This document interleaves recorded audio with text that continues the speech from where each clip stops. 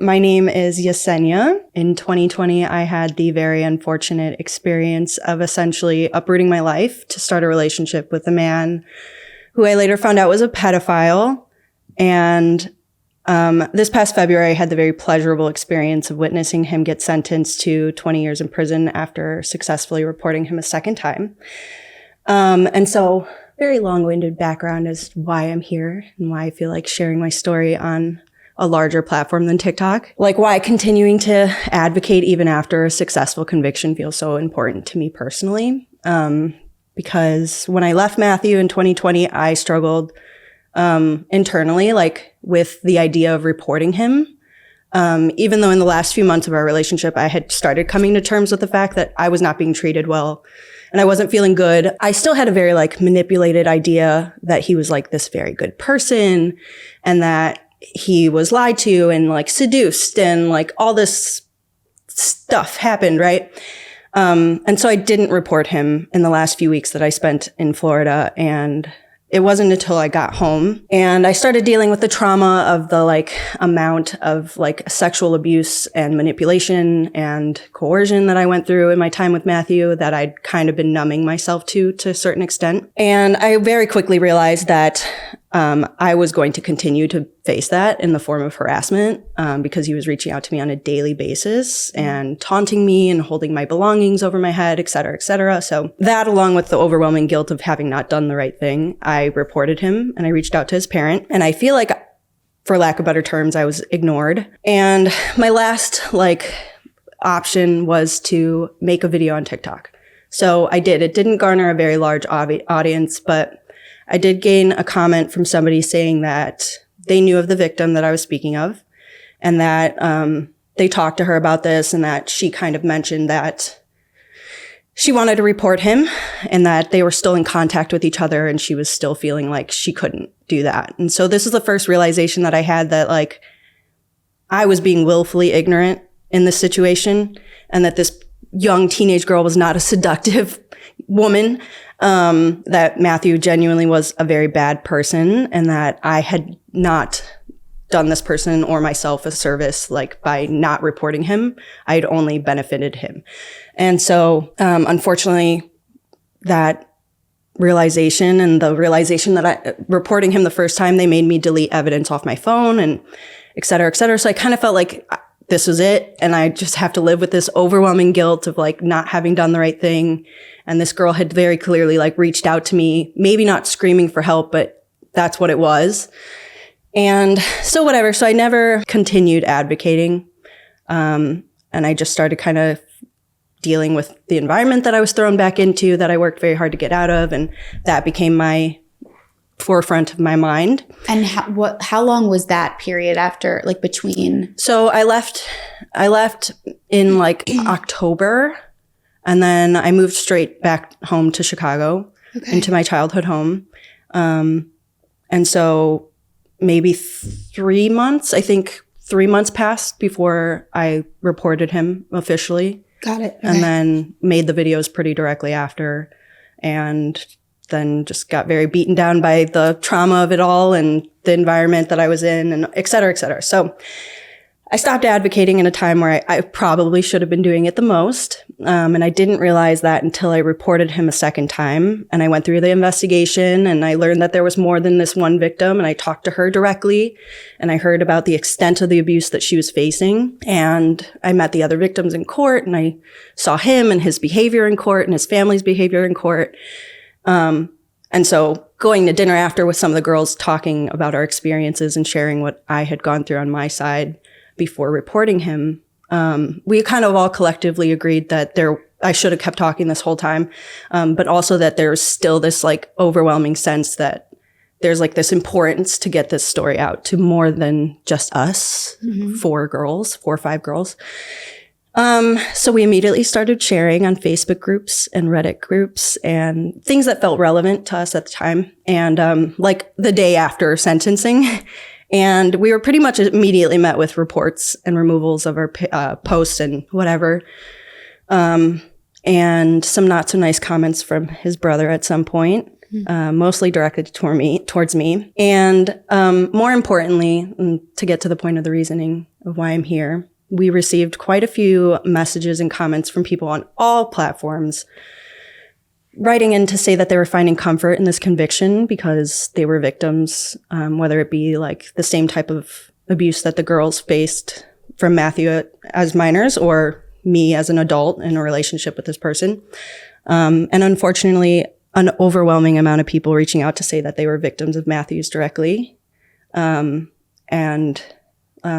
That was like very impactful for me, but also very like heavy. And mind you, this has been like a few years process. And I'm just now this past February, coming to terms with the fact that it's more than 3 girls. It's more than 1 girl. It's like 30 of them. And this spans for such a long time, and that it was actively being like concealed and hidden and excused by his family this entire time. So that, in terms of the case, felt very impactful and very important to continue kind of sharing our experiences. Personally, for me, I was reached out to quite a few people who were friends and family members of Matthew's, and they were involved with him in the time that he was like in an active investigation against him, and he was trying to garner people's support for him to show up in court and write, character statements and stuff like that. And the narrative that he was spreading was like so vastly like dishonest, like so like insanely dishonest. And of course, because what else are you going to do with that? 100%. But also just like not enough for anybody to say, okay, I'm willing to listen to you, even though you're being federally investigated. Yeah. But just very like dishonest narratives about my mental stability and the amount of trauma I faced as a kid and the position that I was in life before he met me and how he left me when I left and things like that. And so that, along with a lot of things that he said about the victim that we had direct involvement with, and her like involvement in the case and her support of him and her giving him a heads up and things like that. And obviously these were all very dishonest, and again, not enough to convince anybody, but it did unfortunately convince a lot of people. A lot of people showed up for this man in court. Just kind of hearing those narratives and hearing what was being said about me and realizing that I didn't take the time to put a different narrative out for people to cross-reference or find or whatever. Who's to say they would have anyways, but still. I personally feel like I was doing myself a disjustice or disservice in not kind of sharing my experience and kind of letting it beat me down and keep me quiet for the few years in between. And so all of that in combination, it just feels like this is kind of a story that could affect and impact quite a few people. And there's parents who are still reaching out to me, who are asking for, tips and ways that they can offer an environment to their kids so that they don't reach out to people online or they don't experience this type of abuse online, et cetera, et cetera. So there's just a large range of people who could find comfort in this and be impacted by this. And there's also a large range of people directly related to him who have no idea of the truth. And also just in our world, there's a common narrative being spread where it's like crazy ex-girlfriend, she's vindictive, she's doing this for a reason. And so kind of dispelling and like, I guess that's the word, dispelling that kind of ideology that we have and like giving people a reason to kind of think for themselves and use your own discretion and, not just take somebody's word that somebody's doing things out of spite or something like that. And so that's not something that I think we talk about enough, where it's like we oftentimes discredit women because we just assume that there's something wrong with them. Or anybody accusing anybody of a crime. It's very easy for us to write somebody off in what they're saying because we don't think that they're stable. And so, I don't know, personally, to me, that feels like my personal impact. And so altogether, that's kind of why I'm here today. I think that it's interesting that you kind of reflected on like all the ways that sharing your story can help people. And I always tell people, I think when we think about sharing your story, we think that we're only, at first, we think that we're only going to help people that get it, like directly get it. But it goes so much more beyond that. I always say that even if someone has a polar opposite story than you, we, as humans, we have so many similar emotions, feelings, thoughts. And people can relate to that so easily just by hearing what you felt, what you experienced, whether it's before, during, or after. It could be, you know, any point that somebody can feel like they can relate to you. Yeah. And it builds a sense of community. But also I think that there's so many aspects that need to be discussed. Like, you know, we beat ourselves up after the fact, I think, for not speaking up or for staying silent or staying with people that are horrible people. But, you know, at the end of the day, we're only human. And when we care about somebody or we fall in love with someone, naturally what we do is defend them and think, no, it can't be that. You know, it's easier to be in denial than to face a very, very hurtful truth. And, you know, all of those things combined, I think that by not staying silent, of course, I think it's scary. Like we were talking about before, it's scary to speak up. You don't know what people are going to say. You don't know who's going to threaten you. You don't know what's going to happen to you. We live in a very scary world. Right. But we also live in a world, thankfully, on the flip side, that when one person speaks up, I almost feel like everybody wants to start speaking up and everybody wants to hop on the bandwagon. Sometimes it's a bad bandwagon, sometimes it's a good one. But at the same time, you know, we live in this world where it's like when something starts getting traction, it's like people don't shut up about it, you know, until something is done. And I feel like your story obviously also shows that even if you are shut down once, and even if you might need that time to like be gather by yourself. Gather yourself, get back on track, and then you do it again. It kind of proves that like you can get the justice, you know, and even if it takes multiple times, don't let anyone silence you. And there's no reason to be silenced. And of course, you know, it could be a story like this, or it could be something more simple and not as, you know, big or something that didn't affect as many people. But regardless, you're always going to be faced in life with people that diminish you and shut you down and tell you that you are mental. I think that is such an easy thing for people to target is mental health. They call you crazy. They call you bipolar. They call you all these different things, you know, because that's the easy thing to do. And what else are they going to do? What else are they going to target, you know? And especially if you're somebody that is vulnerable and was in love with a person, it makes it that much easier to do those things.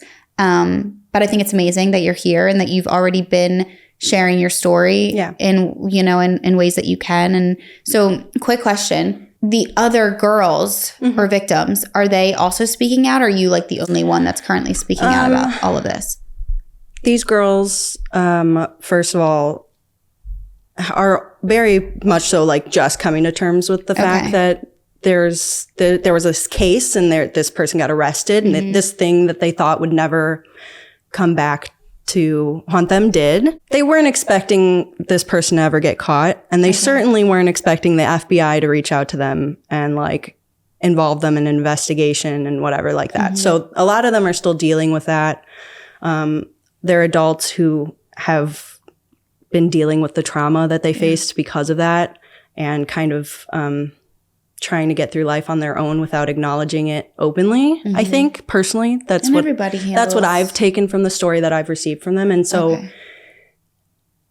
they're not in a place where they're sharing as openly as I am. But in talking to them directly after the conviction, whatever, there's this general sense of upset, like that there was like evidence of him being a bad person continuously being hid on the internet, and that they involved themselves with this person, not themselves, but they were involved with this person, and et cetera, et cetera. And so because he was already outed and canceled on the internet and they were hiding that stuff from them and the family was paying to have that stuff scrubbed from the internet, the girls all collectively kind of feel like that's why there's this general importance to like share the story out loud. Yeah. But also they're victims and they're just now coming to terms with the fact that they can call what they were facing abuse and that, you know, they're valid in what they were feeling this whole time. And I think their journey in eventually talking about it is a little longer than mine.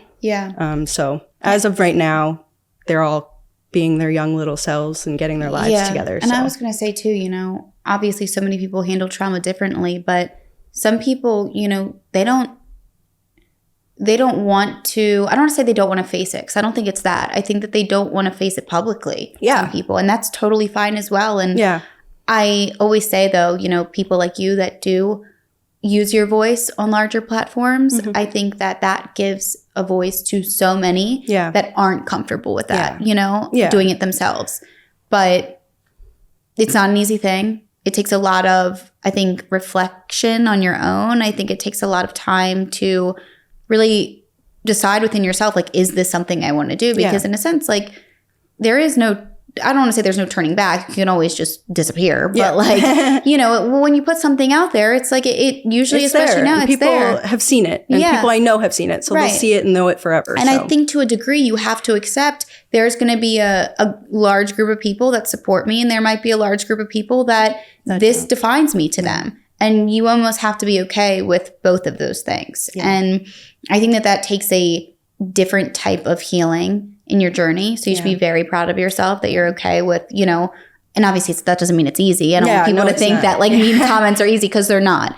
But you are making a decision to be like, sharing my story is more important than whatever the fuck people have to say about it, you know? And I, like when I moved home after this, and I like very vaguely told my family what happened and kind of my experience with him, I dealt with a lot of this on my own. I have a very loving and supporting family. They're just not very affectionate and like comforting, I guess. So a lot of this has been like coming to terms with and consoling myself and trying to find the confidence in myself to admit what happened to me and these other people without feeling like embarrassed or guilty or like worried about people perceiving me. And so especially after, like, I had already kind of felt that way in myself when I reported him for the second time. Even though I had people saying like, don't keep letting this like take over your life. And, you know, this isn't like necessarily your problem, because I wasn't a minor and I wasn't a victim. Right. But, over time, it got to a point where it's like, I work for myself. I don't have like coworkers I have to go to work with every day. I don't see my family on a daily basis. It's really just like on holidays and things like that. And so at the end of the day, if people are asking me and, you know, encouraging me to speak up about something that benefits them, and I really don't have to come into terms with or like contact with people who are not going to be supportive so much. And I've also spent the last 4 years, very much so like training myself to not be embarrassed or care. Then I'm happy to do that. And I'm happy to provide myself as a vessel to share information about this person. So I definitely don't think I would be if they didn't vocalize that, you know, that's something that felt important to them. And then especially if they didn't start doing that and then immediately start getting reported and removed. That like fueled my fire. I was like, okay, now I'm going to really talk. Okay. So give me how old are you now? I'm 28. Okay. And when did you meet this person? 2020. Okay. Early 20s. So give us the background, the rundown. So I moved to Vegas by myself. Well, I had originally moved to Vegas with a guy. This is a common theme in my life. But I had moved to Vegas with a guy and that didn't work out. I just never saw them. So I moved home for a month and then got myself settled in Vegas by myself. And I was living a very successful stripper life. Love that. And I was happy. I was great. I had friends and I was doing things and I was sober, and, you know, I felt like very proud of myself for being in this crazy environment, whatever. And so I very much so did not want a relationship, or to move or anything of the sort. I met Matthew January of 2020 on Hinge, and we immediately discussed that I would not consider dating long distance or moving anywhere. And so assuming that I was carrying on a very casual conversation with this stranger on Hinge and that it was going to go nowhere, I was telling him information about what it's like to be a stripper and my name at work and all this stuff. And so little did I know he was going to show up and use my real name to call me to the DJ booth several times. And so that was kind of like my first like red flag that I should have just like ran in the other direction. But I didn't. It was very wholesome meeting, which is odd to say you're in the middle of a strip club. But he was very nice, very sweet. And then and was he living in Vegas or was he visiting? So he was just visiting Vegas for a softball tournament. Got it. Okay. So I met up with him like the last 2 days that he was there.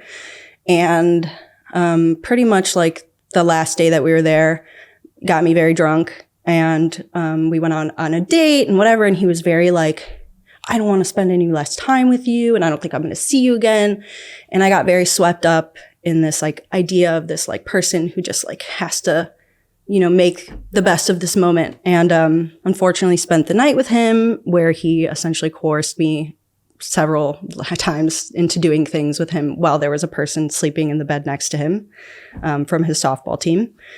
And so this is like the first moment where it was like, I realized that I was deeply like not in a good place mentally. And that's what made it so easy for him to kind of pick up on things. Yeah. And so like that night, it was very evident that I was uncomfortable and I was sad and upset that this thing had happened. So the next morning it was like, I'm so sorry. Like, I just couldn't say sorry, no to you. And like, I was hoping I could make it more special, but you just kept trying. And like, as if it was my idea, as if I had just like made myself too hard to say no to. And 23 at the time, I, for some reason was like, you're right. You're right. I did that. And you're a great person. And I'm just being this crazy person. So I let that kind of go. And so from there, January 2020, I visited Matthew February, March. And in that time, he was continuously trying to get me to love Florida and in the premise of like moving with him. And every time it was like, I don't want a relationship and I don't want to do this. And then COVID hit and the clubs closed down and everything else started shutting down. And my leasing office started emailing people about whether or not they were going to pay their rent. And it was very scary, and obviously they couldn't have threatened me and they shouldn't have been. But in the time, having just like the first time I'm living by myself in a state where I know nobody and whatever. And so him kept picking up on that and, you know, seeing how that made me nervous. He very much so like laid into it and was like, you know, like, this is not safe for you. This is not a safe area. This is not a safe state. You're not going to be able to do anything, and et cetera, et cetera. And so this over like the next 2 months or month, I guess it was like overwhelming. And it got to a point where I was just like, I don't know what I'm going to do. Yeah. I don't want to move home. Like, that's like the worst thing that I could do to myself. And so what like started as him like just casually emailing my leasing office to see what they'd be willing to do about less rent or ending the lease earlier so that was that his decision? Yes. So, well, it was, can I do this? And I said, we can to like message them to see what I could do to get out of my lease earlier so that I could find a cheaper apartment. Okay. And then that became, well, the cheaper apartments are in like the very seedy part of Las Vegas. You can't do that. And so all of this in connection, and eventually him being signed into my email and all this stuff just started like when you barter, started like trying to barter my lease agreement down so that I could pay out to end my lease. Okay. And so then I'm like reading my emails and I'm realizing like he's asking them to end my lease early. Would I have to pay for that? And we got into a little spat about that. And then it was like this very like, you're getting upset over nothing and you're scared. And I understand that, but I'm going to take care of you. And like, I have a home and I have this dog and I just want this woman to come and make a house for me. And like, coming from a home that again was like, I didn't have like the mom and dad figure. I had grandma and grandma, who were very loving and supportive, but not very affectionate. That's just kind of something that's very easily for me where I'm like, that's all I want. Of course, that's all I want. I'll go. Okay. Yeah. And I like something I want to mention and pause and say, because I think this is like so important to mention. Not only like it's, first of all, I always tell people you never have to explain yourself when it comes to like, okay, when you're a young girl, like I don't care what anybody says. I think majority just want love. They want to feel love. We see these movies. We see The Notebook. Like everybody wants love. And like, okay, your story was a little different. It was a strip club scene, but like who fucking cares? But like, I think that as women, like we're different than men. Like we want to see the best in people. We're forgiving. I think that if you're shown something or told something, you believe it. Like, and I think too, especially when you're in, you know, and I speak in a similar, like I say this from even my own perspective, you know, you can be in a place where you're doing very well, but at the end of the day, you're alone. You're on your own. Like, who doesn't want a companionship? Who doesn't, like, even if you're telling yourself and other people, like, don't want to date, like, at the same time, if that is presenting itself and it's kind of like pushing at you, eventually, in my opinion, you're going to be like, okay, like, this is the right thing. Like, let me let it in. And also, I don't care how many times somebody shows you a red flag.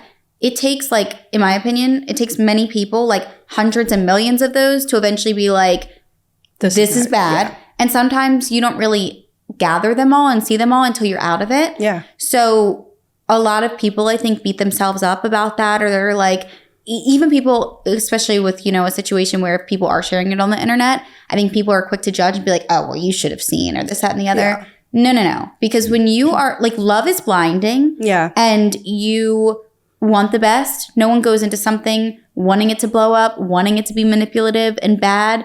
And I think a lot of times we convince ourselves that somebody's doing something because they care, not because they're trying to sabotage or ruin or be manipulative. And I think just in our society, we kind of raise women, or have, at least like how my grandma was raised and how they raised me, was very much to be a caretaker and to be a carer and a helping person and a supporter, and to not always like see people as the worst that they could possibly be. And then also I was raised in a family that was very concerned and overly predictive of the worst possible thing happening.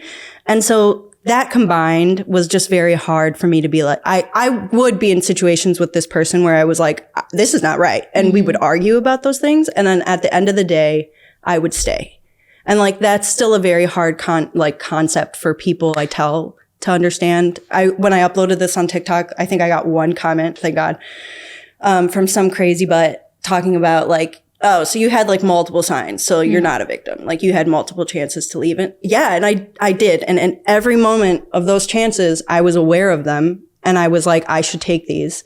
And for whatever reason, it was the excuses and the apologies and the like knowing exactly what I am like generally looking for in life and what like triggers me to stay, was very easily to like decipher and to use against me. But I don't think people realize. And also just the fact that I had moved to a different state with this person in the middle of a pandemic at 23 years old. Yeah, you know? And not even just that, but I think the idea, people don't realize like it takes a certain, I think, and some people don't even reach this at any point in their life, but you know, it really does truly come with age of like having full independence and being able to like stand your ground and be like, I can be on my own. Oh yeah. Like, and I had never had to do that. Yeah. Like that's, and even though, like I said, you were on your own and before him and you were doing fine and like doing well, when something comes in and kind of sweeps you off your feet and you experience that, I don't think many women or even men are, especially at that age, are in a place where they can just cut somebody off and be on their own. It takes a certain level of, I think, different experiences and growth and age and understanding so many different factors. People don't realize that. Yeah. So, well, in anything, you can have a bad friend and it will take you years it will take you years of buildup to cut them off to the last worst possible thing. And this was it for me. It was like one thing when it was like things were happening to me that I couldn't put a stop to, or I was vocalizing. And it was a totally different thing when I was aware that this was, one, against the law, and two, done to somebody who's like severely unable to like defend themselves and like put themselves in the right mindset to make these decisions. And so, yeah, altogether, it's just, I do think like there's not enough understanding towards us as women. No. So he did the apartment thing. Yeah. So, okay. So then that was all like set away, and I essentially like had like 10 email arguments with these like leasing office that I'm reading. And I'm like, I cannot walk into this leasing office and be like, my boyfriend, who's not my boyfriend, did that. And so I just signed off on it and I paid the money, which was we didn't talk it down much. I paid like nearly $2,000 to get out of my lease early. Right. And it's this whole, like, I'm going to get a truck and we don't have to like move with movers because that's too expensive. We're going to get a truck and we're going to drive everything. You're just going to have to get rid of a few things. And then he's like at my house and he's like, you don't need this. you don't need this. Like, I don't have room for that in my house. I don't have room for that. So I'm like, I've gotten rid of all my stuff. He had rented the car initially. And then as we start driving, I'm paying for the gas, I'm paying for the food, I'm paying for the hotels. And that's like one thing because I feel like I don't drive. I've never driven. I don't know how. And we had invited my friend Becca with us to take on some of the driving. And so I felt like, you know, I'm adding a person to it. Like, I don't want him to have to pay for her food and her hotel and all that stuff. So I kept making excuses for this, even though I had been told that these things were going to be taken care of. It just like, he had done this a few times where like once before he had like been like, oh, like come fly out and see me and I'll buy you a ticket home and you won't have to worry about it. And then I get there and he'd be like, I actually didn't get you a return flight. Like, that's on you. I don't want you to leave, so you have to figure that out for yourself if you want to so bad. And then that would be like held over my head that I wanted to go back to my home. So it was things like that where it was like he'd say something and then I'd fall for it. And then it would be switched around last minute to some kind of sob story. My business is not doing well. You know, I just like thought I could cover this move, but I can't. But everything's fine once we get back to the house and like I can like put down some work and whatever. And so whatever, I covered the cost of the van and I covered the cost of the move and all that stuff. And I thought, that's okay because I'm in a relationship where we're going to make sacrifices for each other for this big home and lovely picture. And so maybe like the first month was okay. He was very sweet and like affectionate. It was very different in the sense that like I had just been a stripper. And suddenly I've like moved with this person who's now uncomfortable with the fact that I was once a stripper, which like he never vocalized at first. And so then like there was this constant bringing up of like my history and I may have been a stripper. I may have been, let's not forget he came there. Exactly. Okay. For one. Right. And he's just a heathen in general, but, it was just like this, I don't know. It was a very weird thing to kind of put myself into terms with. I also wasn't like super promiscuous or anything like that in my time as a stripper. So it just kind of felt like, I don't know, like I had to like prove myself to this person that I am like this like homemaker person and I'm not like this party girl. I never was. I was just doing this for the money. So he would just bring it up a lot? Okay. And then other times it would be like, I'm so appreciative that you had like did that because you are so independent and you don't rely on me for things. And like, I can ask you to do things and you're okay with doing them on your own and things like that. And so it was very like conflicting where it was like, so happy that you were independent and you could cover the cost of your move out here. But also like, you used to be a slut and I don't like that. And I'm like, okay, that was like the initial thing. And that was kind of all I was dealing with in terms of things not being super healthy for the first like month or two. Yeah. And then obviously I found his little business card for the Bachelorette hidden, tucked behind a magnet on the fridge. And I'm like, why do you have a calling card for the Bachelorette? And the first day he tells me the story about like how he was in LA and some lady walked up to him and gave him this card and asked if like, you ever want to be on the show, please let us know. And then I had received a text message from my ex who I had originally moved to Vegas with. And it was like an article link. And I didn't open it because I'm like, shut up. Like, you just don't want me to move on. But I did bring it up to him again. And I was like, the Bachelorette, like what happened there? And so he admits that he had like matched with this girl and they had like talked and So he was on the show? Yeah, he was supposed to be. Okay, but he didn't go on. Okay. He got canceled. And then he was removed the day before filming. And is this what that article said? Yes. Yeah. And so he had been casted on the show and they released like pictures of the contestants. And then some girl on Twitter said, this guy's been harassing me in my DMs for the last 3 years. And it went viral. And then other people in the comments, then they kicked him off the show. And then it went viral like even more after that. Got it. And so then they started scrubbing that information from the internet. So that's why it wasn't super easy to find. They pushed the articles down and stuff like that. Okay. And so his whole reasoning and excuse for this, which again, I like don't know what I was thinking in the time where I'm hearing this. And I was like being very vocal with him, like, no, you're an idiot and this was wrong. But I also wasn't like, I'm going to leave because of this. Yeah. Even though he had hid it from me and lied the day before. But anyway, so his whole excuse is that, this girl ghosted him and he felt like he deserved an answer. So he kept reaching out.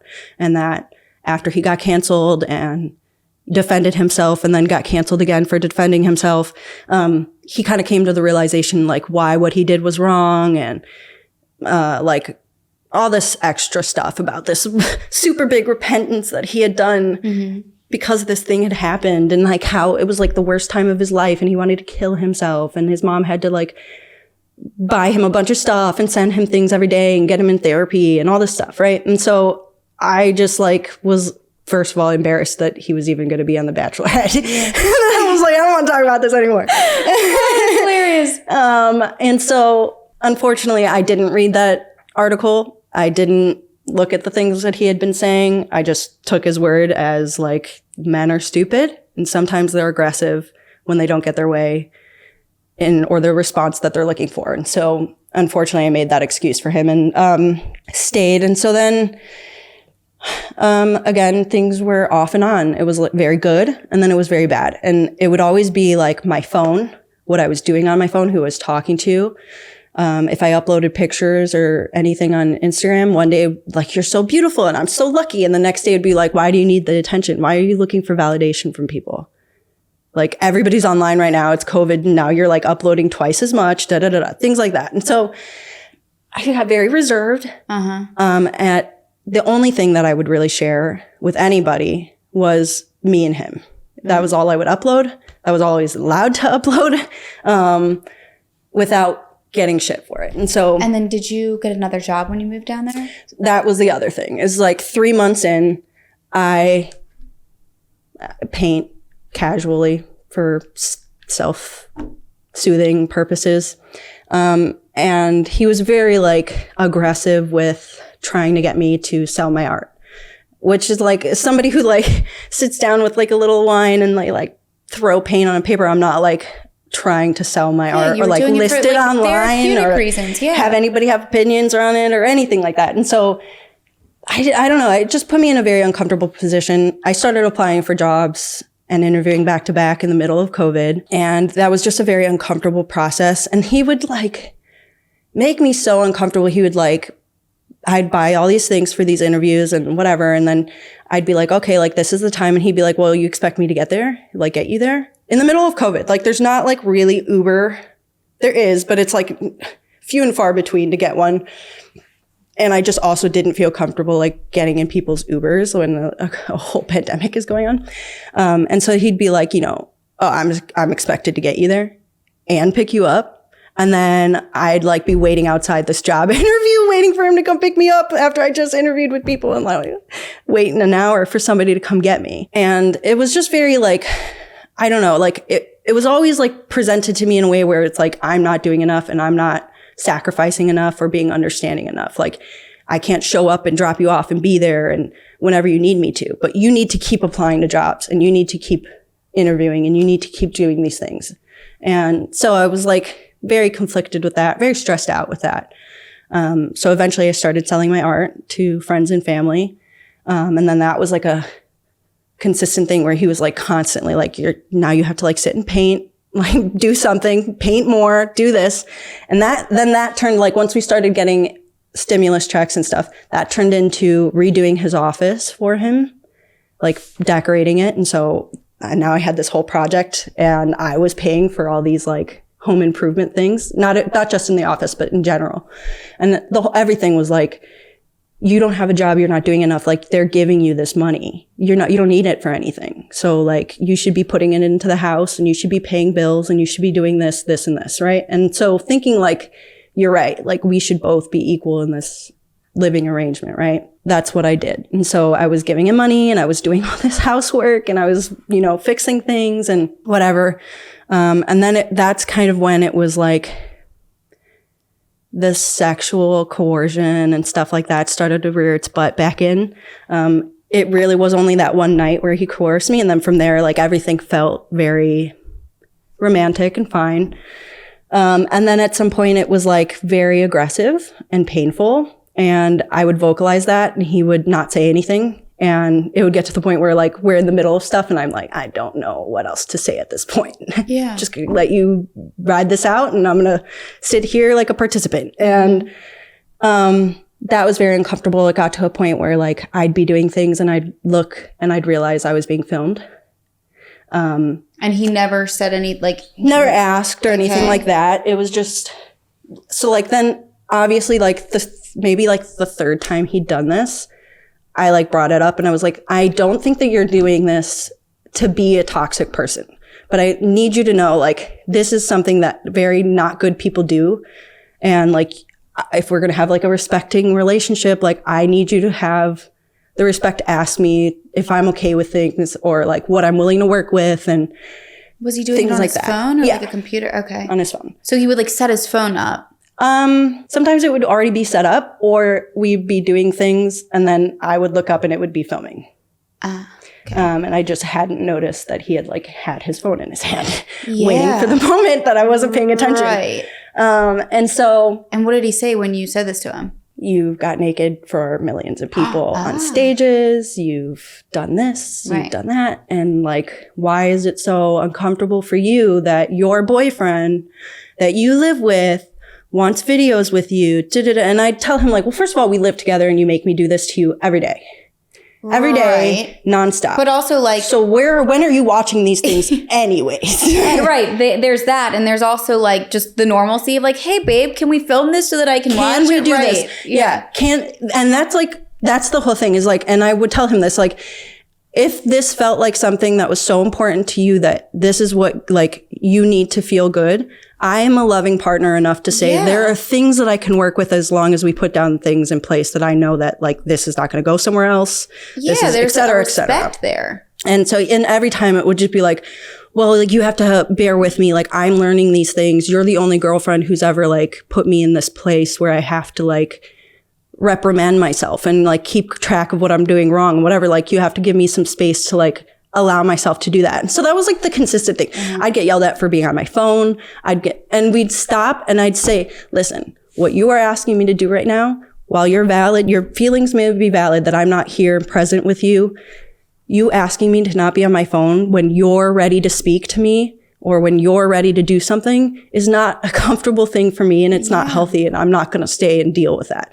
And it would be like this whole like crying fit and my mom and my dad, they didn't spend time together like this and that's why it's so important to me. And every time I'd be like, and I understand that and I'm going to try harder to be the person that you're asking me to be, but I also just want you to like ask me. Like I just want to be considered a person in this household that has like the right to an opinion of something, right? And so that was that. It continued, especially with the like abusive side of sex. It got to a point where like if I would put up a fight, I just like wouldn't get affection for a few days. And then when we would start doing stuff, he'd start getting aggressive. And if I put up a fight, it would like immediately turn. And obviously, like, you're being intimate with somebody and their, like, whole energy changes because you're saying no to something that's very, like, jarring in the moment. So that was, like, a common thing that I kind of struggled with. And it just kind of got to this point where I felt like my job here is to, like, be a pleaser to this person. And so I didn't put too much of a fight up with that. At some point, especially towards the end, it got very easy to just... like not put up a fight because me like vocalizing this and then being turned down or like going a week without communication or like acknowledgement was like so stressful to me that I was like, I'd rather just like let this happen. And so that was like very struggling. There were times where the things he would make me do would literally be like life threatening, like things in a car while we're moving, while he's driving, and things in an Airbnb backyard while my family is sitting inside. And so obviously there were times in the situations where I would put my foot down and again, I would just like not be acknowledged for the next few days. I would just deal with, and it was like more and more towards the end, I would like really start like, this is not okay. I'm not okay with this. And it's like affecting me and my emotions and whatever. And so it would just cause fights between us. And so towards the end, we were like very combative with each other. And I definitely started coming to terms with the fact that like this was not a long-lasting relationship. Wasn't my forever home. And how long were you guys together at this point? So I was with him from January till October. And so this point is probably like June, July. Okay. And so July. This all happened pretty fast. Oh, it was very fast. Very fast. And that's kind of why like people, they're like, you weren't manipulated. You weren't abused. I went from 2 months saying, I don't want this, to, okay, let me just give everything up and I'll pay $3,000 to move. And I'll give you all of my money and I'll do whatever you say. And people really don't comprehend the fact that, I come from a family of women who have been through experiences with people who have not been nice to them. I've been very lucky to not have to face those experiences on my own. This is the first and only experience that I've had with somebody who is abusive. Mm-hmm. I went into it knowing like, this is what abuse looks like. This is what this is and da-da-da-da. And like it wasn't just that picture that we have of abuse. There's more that goes into that we kind of tell people like, that's not abuse. That doesn't count. Mm-hmm. Right. And that I was discrediting for that reason. I think that when somebody's using their past and their family and their trauma as an excuse as to why they're acting a certain way, I think that it kind of makes you think that it's not abusive. Yeah. Oh, yeah. You know, like you're going to feel bad for the person and be like, okay, they're this way because of this. Because something happened to them. And that's kind of, and I would also like look at myself and look at my experiences and like my family experiences. And I'd be like, you know what? Like hurt people act like this. And that's why he's acting like this.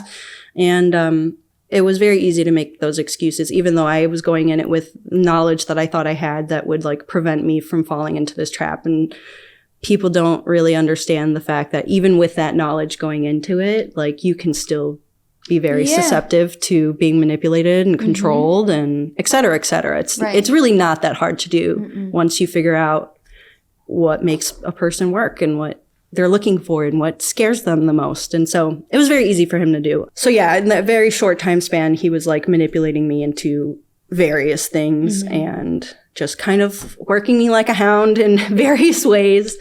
Right. So July, it got to a point where my showers were being timed.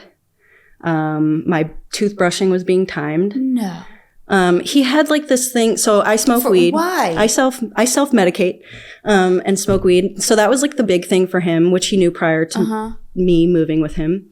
And I had stopped for the first 3 months. First of all, because you can't find it in Florida anywhere. Yeah. Then I had kind of started because I was coming to the realization that I was like not doing well mentally because of what I was dealing with. Not that I made that connection, but I was like, I need to start smoking. I need to do something to like calm down from what I'm feeling every day. And so I started doing that. And that's kind of when he would like make comments about my body and how fat I was and how I dressed and how I smelled and my personal hygiene. And I think I take pretty good care of myself for the most part. My grandma taught me how to bathe myself and brush my teeth and do all those things perfectly fine. I had somebody there to teach me those things, even though he likes to tell people that I didn't. He would just like, it would be anything. I would be brushing my teeth and he'd be like, you're not doing that long enough. Like dentists say, you're supposed to do it for this many minutes, da-da-da-da-da. And it started as a joke and then it genuinely would be timing me. And then even that would be like, and then like go, right? And then it got to a point where it was like, get up, like we have somewhere to go. And I'd get up and and he'd be like, no, go back to the bathroom and finish brushing your teeth. And I'm like a little 8-year-old, like, you're right. And same with the showers? And the same with the showers under the premise that like we were using too much water. And when I would wash the dishes, even though he had a dishwasher, it was turn the water off in the between. And everything was very like, you are making my life harder. And I'm going to nitpick at all the ways that you're making my life harder or like that I don't like you being here. And so that also just kind of caused me to kind of make myself very small and try to conform to this like helpful person that he wanted me to be. And so it was either time showers or showers with him. I really didn't have much time away from him. And even when I did, like when he would leave the house, I was on surveillance. He was on the camera and he would speak to me through the camera. So like I knew he was always watching. And there would be multiple times where like never left the house, don't know how to drive, right? Mm-hmm. You're cheating on me. I think you're cheating on me. Like, you're inviting people over, et cetera, et cetera. And so I knew that I was being watched all the time. It was just this constant, like, I'm never away from this person. And when I am, they're there. And so, yeah, just all of that felt very controlling. In July, it had like reached its peak for me. And I reached out to my aunt, and she organized like a month-long vacation for her family to rent an Airbnb that we could like, stay together in, because it's, again, quarantine. We weren't trying to like be out. And so we had all agreed that they were going to come stay with us at first. And then right up until like the month before their trip, he's like, no, maybe they should get an Airbnb. Like, it's just a house, it's just small, and it's going to be too crowded and all this stuff. So then I had to tell them to get an Airbnb. And that was fine. She was already considering it, but it was just the like random switch up. And I decided that since there was that switch up, like I still wanted to stay with them overnight. So I spent the week with them in their Airbnb, and he drove me all the way there, and he dropped me off and spent the day with my family. And, like we played hide and seek in the backyard, and it was super sweet, and they all loved him, and everybody thought he was great. And he went home that night, and I just like never heard from him. Like, he never responded to my message or anything like that. And again, like, it never really crossed my mind that something was going on. Because I like the first opportunity I have to like be around family, and that's like the moment you're going to use, just felt like too schemy for me. So I didn't think of anything of it. And he was there like the day after and the day after. And then eventually I obviously went home after that week, and everything was new. The bedding was new. The towels were new. Like, all this stuff was new. He had like gotten this like home thing, like the ottoman thing that I had asked, like the ottoman tray or whatever that I had asked for, and that he'd kind of been putting a fight up about, like just different things where he was like, I just feel like I want to make you comfortable, and I like understand that I haven't been like super nice, and like I'm really struggling with like how to behave correctly in a way that doesn't make you feel uncomfortable, and like I just want you to know like I'm actively working towards that, and like I really love you, all that stuff, right? No, he had just had somebody in the house, so he had to change the sheets and change the towels and all the other stuff because he was sure that he was going to get caught up. So anyways, I hadn't known that. That month passed. I had a friend over, and I was finding like little socks in my house, and it's like stuffed in the couch, and like gray hair ties, and I only use brown ones. And I'm like, am I crazy? I think I'm crazy. And I fully like convinced myself that I was just like making these things up, and that these must be my socks. Did you ever mention it to him? Yeah. Okay. And he was like, yeah, every time it was like, I literally don't know, but I'm here with you all the time. You've been here this whole time. Like, I don't know what you think. Do you need the password to my camera now? Is that what you need to like trust me? And I'm like, oh my God, forget I even said anything. Yeah. And I dropped it, especially because I was getting treated nicely again. And so for that first 2 months after that, he was very sweet and very loving. There were little things. I would like call family, and he would like get upset that I was spending too much time on FaceTimes with them, and things like that. But that was really it. It was just like, you're not spending enough time with me. You're not spending enough active time with me. And then, so I got very comfortable again. And I got very like, this is nice. And this person's so sweet. And I love this relationship. We started, doing some more home remodels and stuff like that. And there were a few little instances of some not so great things happening in between there. But for the most part, things had kind of calmed down. And then one night I'm sitting there on the couch. Well, I'm sitting on the kitchen floor after fully painting the kitchen, the cabinets for this man. And I get a message from this girl who had followed me like a month earlier, and I'd never thought anything of it. And I'm on FaceTime with my best friend. And I'm like, oh, like I have a bad feeling about this message. And she's like, it's probably nothing. It's probably nothing. And I open it, and surely enough, it's like, hey, sorry to come to you about this, but, and I immediately freak out. And was he home no, at the time? He had gone out. Okay. He had like gotten himself all dressed and ready. This is the other thing. I don't know where he was that night when I texted him, but he probably was not out with the boys like he said he was. But so she texted me just like, hey, like, I know you live with Matthew. I found your page on TikTok because I had like shared like a home improvement video of the office that I had redecorated. And she was like, I've been waiting for the moment to reach out to you, but I just wanted to let you know, like, Matt cheated on you while you were away. And so that was jarring enough for me. But knowing full well how he was going to talk to me and react when he got home, if I had confronting him, I was like, I need evidence. Like, I need pictures. I need timestamps. I need whatever you have. Like, that's all I'm looking for right now. And so she sent me a video of them engaging in sexual activities. Was it in your house? Yeah. Okay. Yeah. In the bed that I had rearranged and decorated. And it was just a very quick video.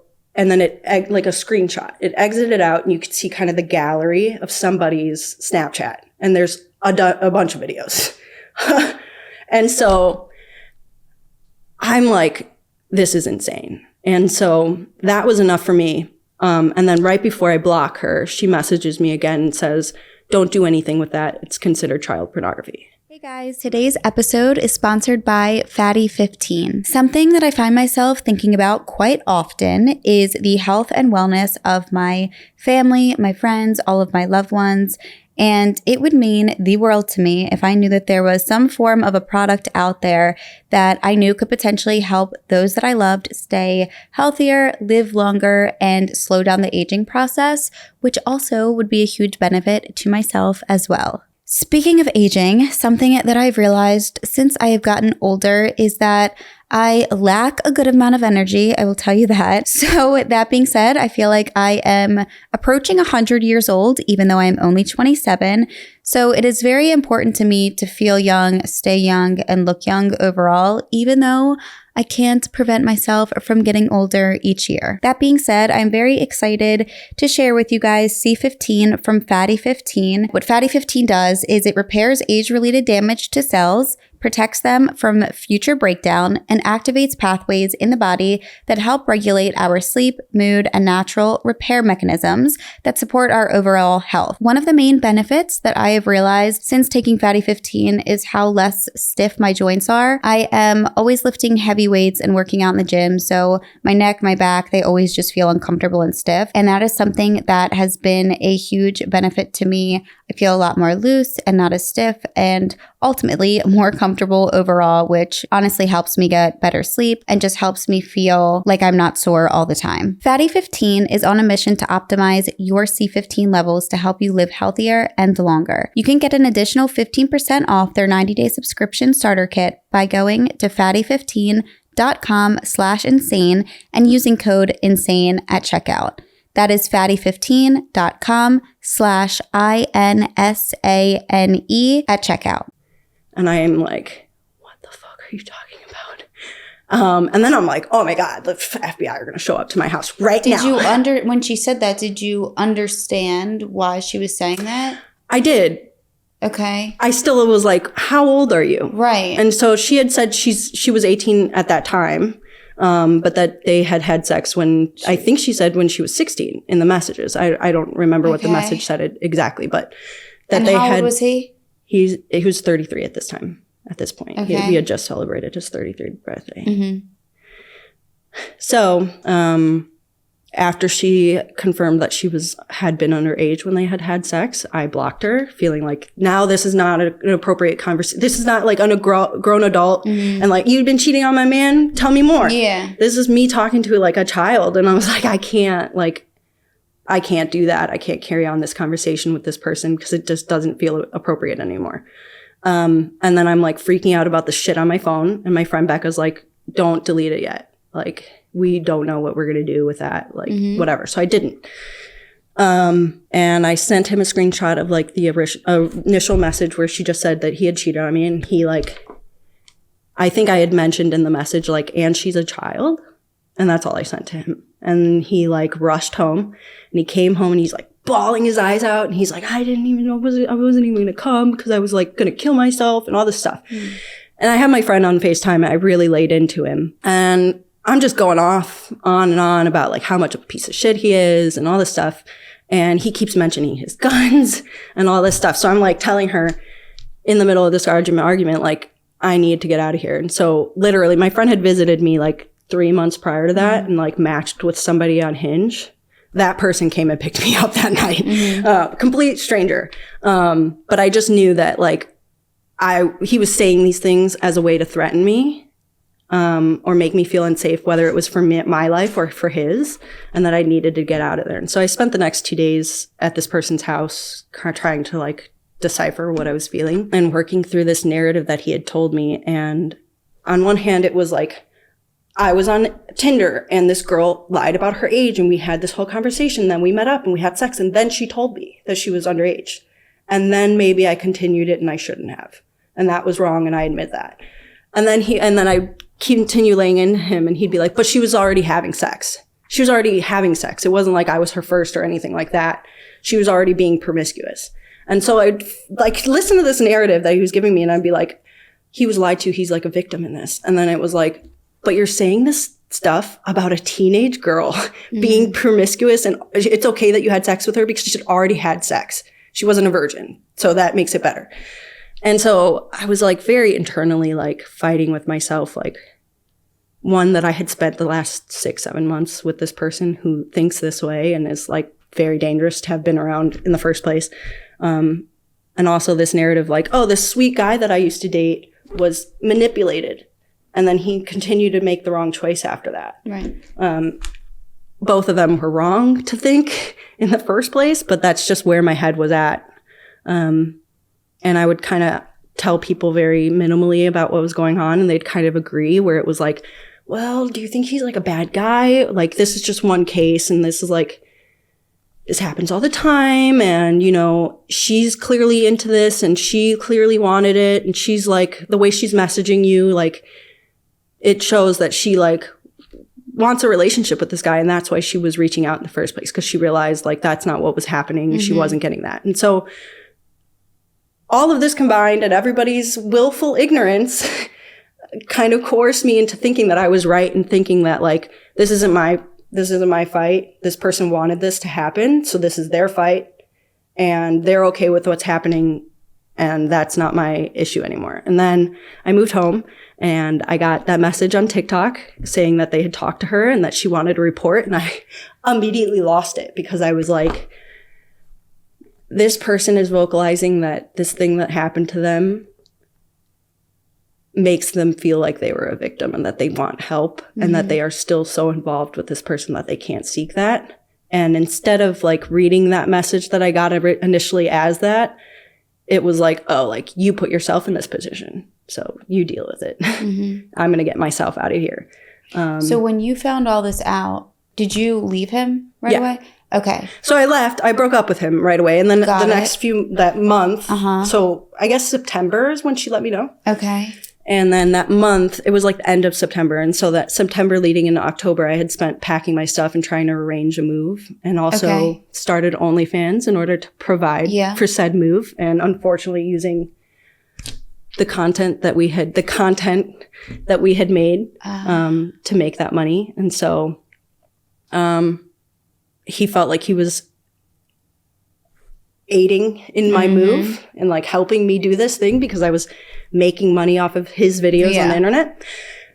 Anyways, so I had arranged this whole thing. I'd arranged all my stuff to be moved. I'd paid all this money out of pocket on top of the money that I'd given him. I was fucking broke. Then it comes time for like the movers to come get my shit. And he's like, they never showed up. I don't know. They never showed up. Like, and then so like held on to my stuff, my belongings for like the next few weeks.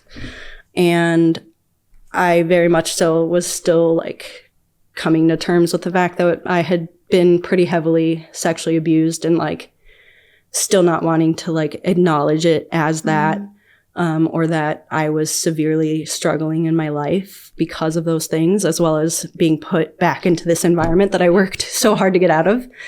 And yeah, just the last time, I think it was like my birthday and he had sent me something as a gift. And I was like, so upset with him, and I was like yelling at him, and I was like, you need to stop contacting me. Like, I can't do this anymore. Like, you're not a good person. I can't sit on the phone with you crying to me about killing yourself because you think you're a bad person and telling you that you're not, because you are not a good person. And like, I've let this go too far.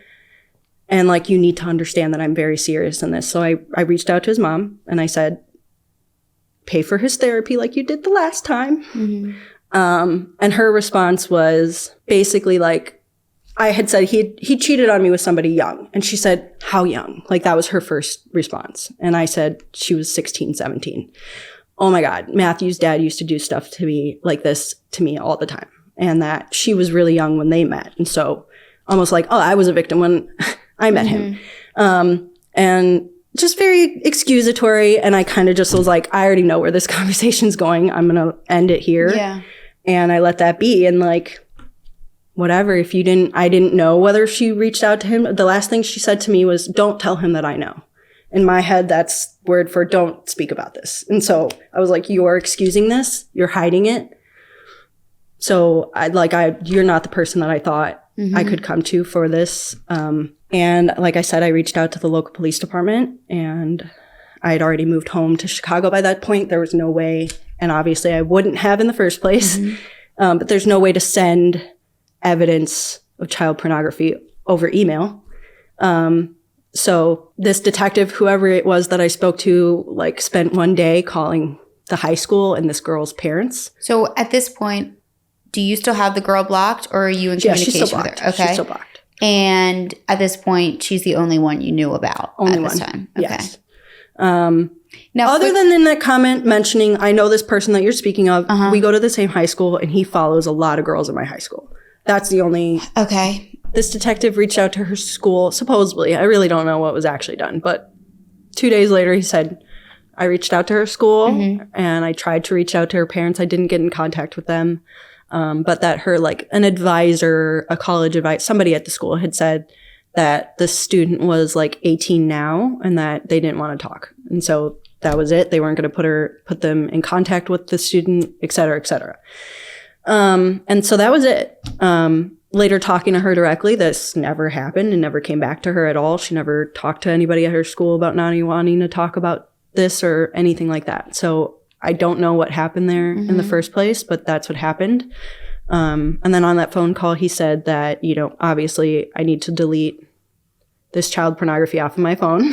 Yeah. And I did. And that was kind of like my defeat for me. I was like, even if I wanted to continue doing something or talking about this, like I have nothing to go off of now. So this is all the same girl, right? Yes. So he cheated on you with her. Yes. Well, recently when you were with the family. Yeah. But the videos she sent you were from years prior? It was from, so that September that she had messaged me, she had just turned 18. That September. Got it. So whenever they had 17. Yes. Okay. Yeah. Got it. So yeah, the video wasn't, like that video evidence was not of like that July date that I was out of the house, but it was evidence that they had been together. Got it. Okay. Understood. In the time that I had been seeing him. Now I'm learning that there was 3 others around the same time that I was seeing him as well. Yeah. Okay. So the first reporting didn't go anywhere, had to delete evidence. So I guess we'll skip to this second reporting. Okay. And you said there was like a 3-month span in between? In between the first and second one? No, there was like a year. Okay, so it was a decent amount almost, of time. Yeah. Okay. Oh, yeah. So, I had thought, like, now I have no evidence. I can't say anything anymore other than what had happened to me directly and what I was told. And in this year, did you and him have communication? No. After I made that video and I was like, I've reported you. And they said I had to delete stuff, but I'm going to continue talking. That's when he stopped talking to me. I think maybe he like sent me a birthday message after that. And that was it. Okay, understood. So a year goes by. Yeah. And so I'm sitting there at my aunt's house. I think it was like January. And I got a message from this girl. Her name is Madison. Hi, Maddie.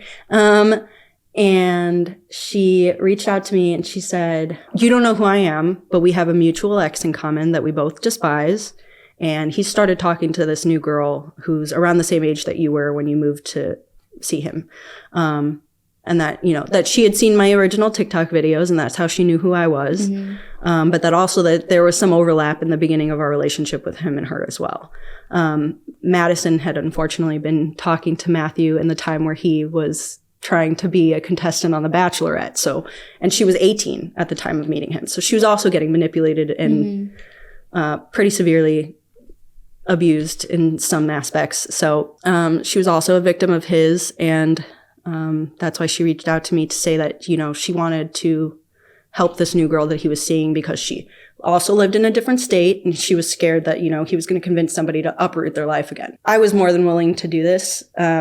I just felt like I needed that original message from the victim that I no longer had anymore because I had gotten so like overwhelmed with everything, and I eventually got rid of that whole phone and everything. So I no longer had that original message that she sent back in 2020. And I felt like I needed that to prove to this other girl, like, this is what this person was saying about the guy you're seeing. It's not just me. Yeah. Because I knew he was going to tell her, like, she's insane. So I unblocked the victim that I had direct involvement with. I don't know what I guess we can initial her S. Okay.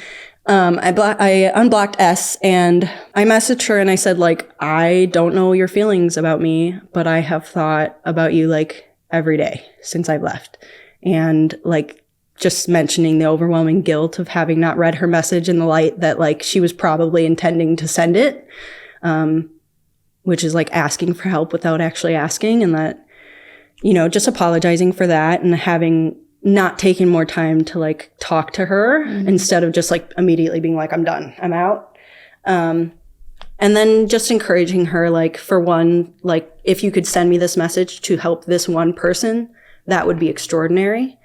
But if you ever felt like you needed to talk to somebody about what happened to you or like report him, you absolutely can. And I will help you with that. And like, I'm here to talk to you through that. And like, I have no feelings towards you at all. I feel like what happened to you was wrong and you probably need help for it. In some sort of wording, that's what I said to her. And her response was basically that she had assumed that I hated her and that's why she never felt like reaching out again, but she wanted to. And that she had spent the last few months prior to me reaching out kind of still talking to Matthew and starting this process of gathering all this evidence of him abusing her and just being a not so great guy. And this is when she asked for help reporting him. And it was like immediate. I like typed out this message to this new girl that we just found out about. And I was like, that's on you. I need to do this now. And I like Googled everything. And again, I had like made sure she was ready to do this a few times. It didn't seem like the most friendly relationship, but I was still very much aware that like she was still not separated from him. And that while she was feeling like she wanted to do something about it, she was still involved in contact with him. And that there was like this sense that I had to be like very sensitive towards her and what her experience is in this. And like, whether I want to report him right now, that's on me. But if she's not ready to, and if she decides she's not ready to, I have to be understanding with that. So like kind of trying to keep myself in check and whatever, and continuously check in on her and make sure she was okay with what we were doing and whatever before I did anything. And once I messaged this new girl, she immediately called him and she was like, this girl's messaging me saying this, all this stuff, right? And I'm talking to Madison and S in a like collective group chat about this girl immediately going to Matthew and telling him that we're trying to warn him, which he didn't know all of us were involved. He just knew that I was coming towards her, to this lady. So lo and behold, who does he call for comfort? S. And so she connects us on the call. Obviously we were silent, but I got to listen into it. And he's going on and on about, she's crazy. Like, she is insane. I think she's fully convinced herself that this stuff actually happened. As he's talking to the minor that he did in fact sleep with. Yeah. So he's saying all these very disparaging things about me. And we were trying to kind of get her to say the right things so that he could say the right thing, and vocalize that he had slept with a minor and have it on recording, even though you can't really do much with that with an illegal recording anyways. But we did that and we got it. And, you know, he went on and she's like, I forgot how she prefaced it, but it was like, you know, did you not see anything serious with me because I was 17? And he kind of fell right into the trap where it was like, I don't see anything. I don't see myself dating older people, older women, because they either have kids or they're out of shape by that point, or they don't care about those things, like keeping themselves hot and fit for me. And they've already got a husband, or they're already taken, or they're already successful, and they've like built themselves. And like, I don't fit into that, and I'm not mature enough for those relationships.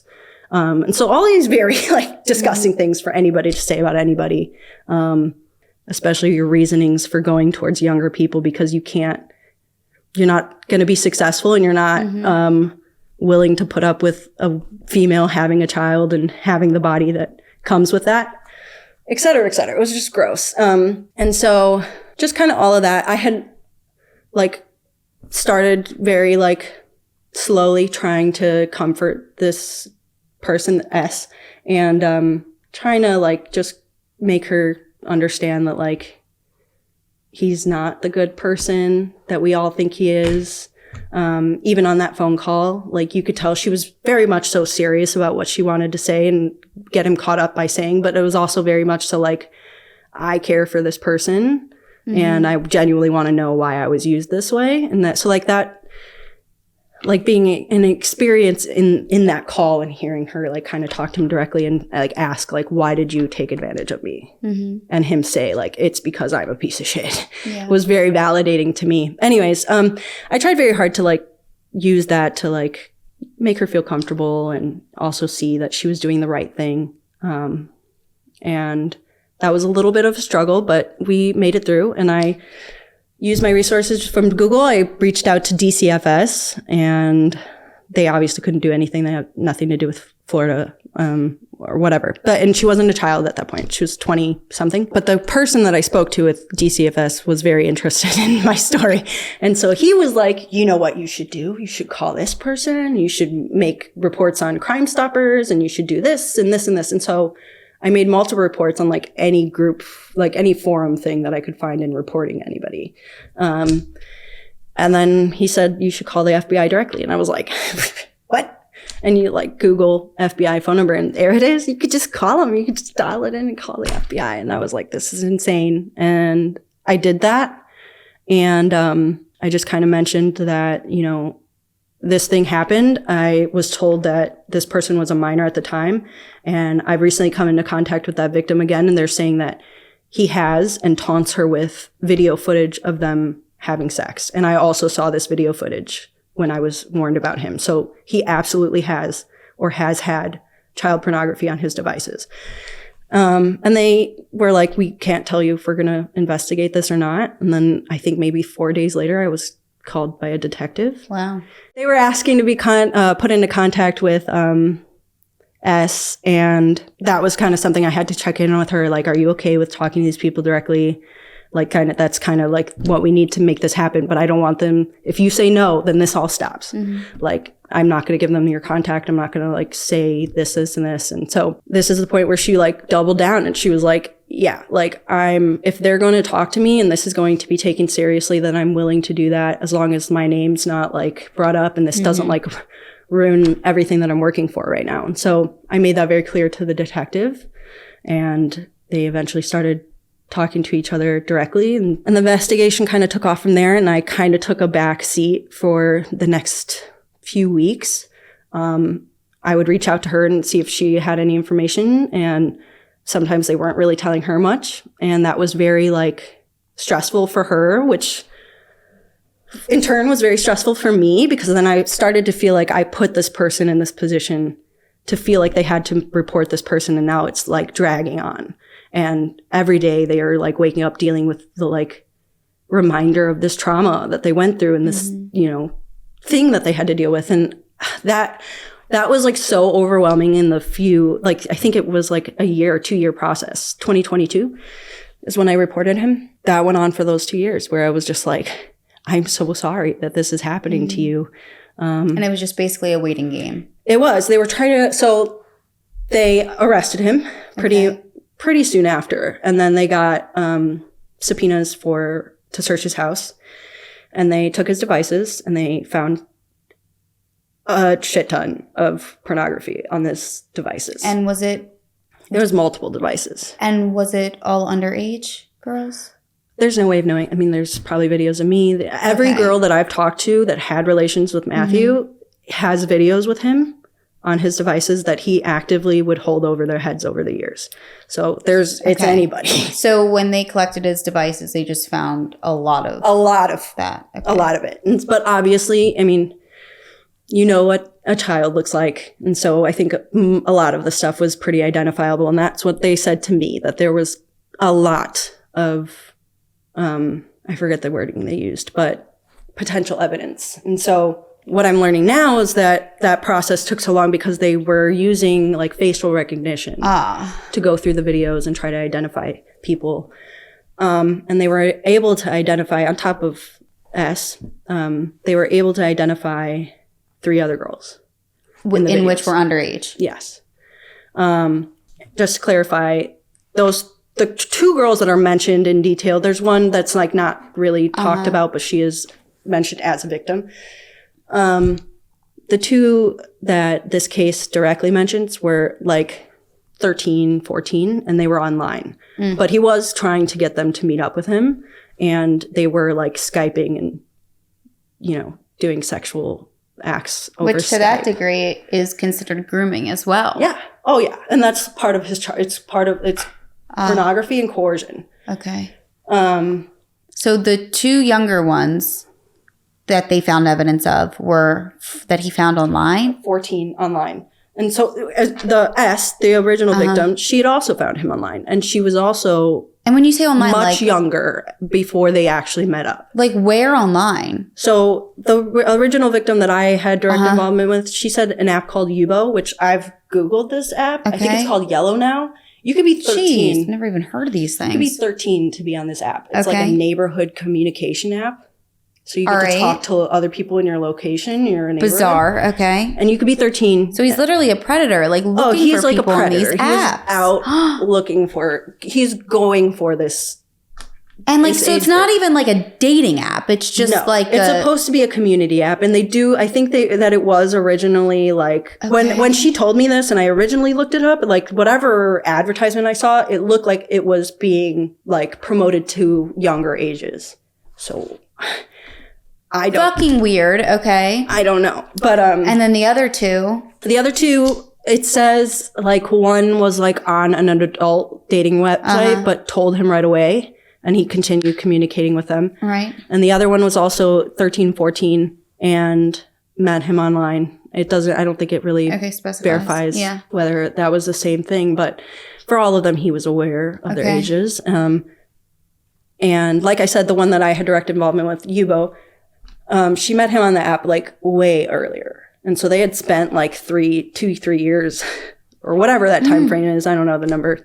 But a considerate amount of time prior to meeting up, talking, and him, you know, coercing her and getting her to send him things. And so,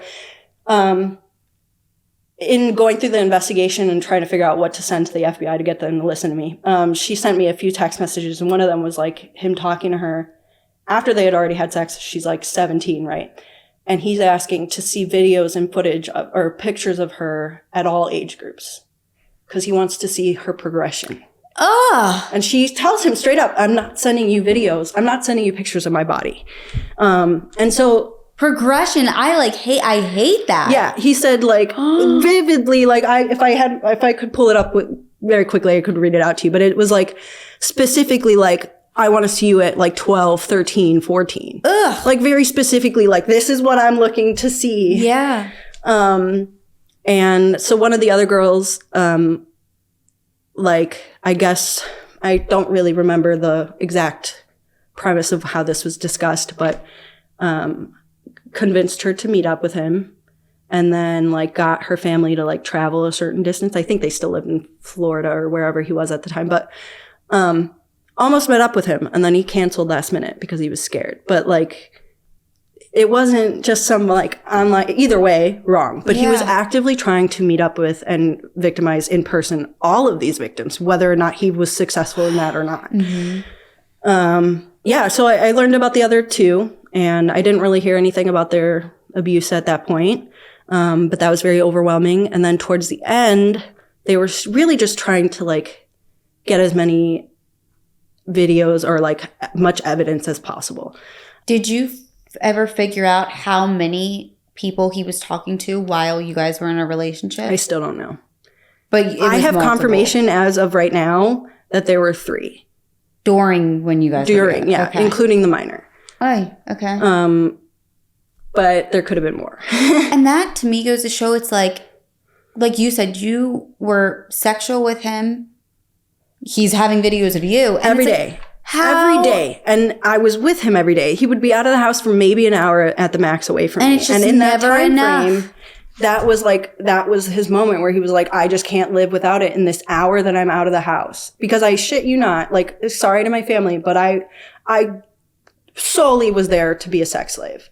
And like, I very quickly fell into that because it was easier than just putting up a fight and living in discomfort throughout the rest of the day. And so whenever he wanted something, that was there for him to be provided, no matter what I was feeling or what I said.